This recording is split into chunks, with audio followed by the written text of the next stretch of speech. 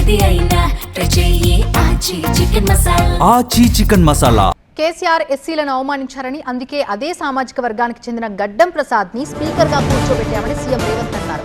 ఒక SC సభ్యుణ్ణి mic అడగాల అనే ఉద్దేశంతోనే కేసీఆర్ సభకు రావటం లేదన్నారు రేవంత్. అంతేకాదు కేసీఆర్ కి కనువిప్పి కలగాలని ఎస్సీని స్పీకర్ చేసినట్టుగా గుర్తు చేశారు.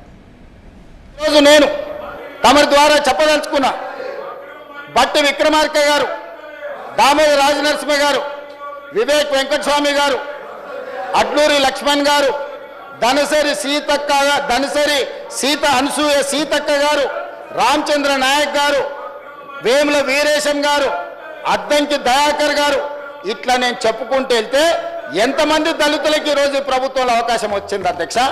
అంతెందుకు అధ్యక్ష, దళితులను చిన్న చూపు చూసే చంద్రశేఖరరావు గారికి కనువిప్పు కలగాలి, ఆ దళితుడు ముందు చేతులు కట్టుకొని నిలబడాలని తమరిని స్పీకర్గా కుర్చీలో కూర్చోబెట్టినాం అధ్యక్ష.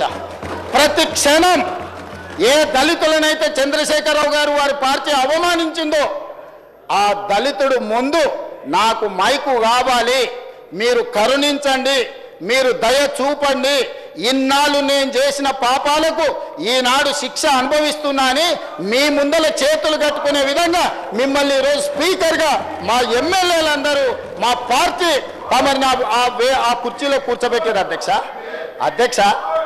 అందుకే ఈరోజు ప్రధాన ప్రతిపక్ష నాయకుడు సభకు వస్తలేడు. ఎందుకంటే ఒక దళితుడు ముందు నిలబడి నేను మైక్ అడగాలనా, ఒక దళితుడు పైన కూర్చుంటే నేను కింద కూర్చోవాలనా, దొరబిడ్డనై ఉండి దళితుడు ముందు కింద కూర్చోవడం ఏంది అని ఈరోజు సభకు రావడం లేదు. అది వారి విజ్ఞత, అది వారి ఆలోచన.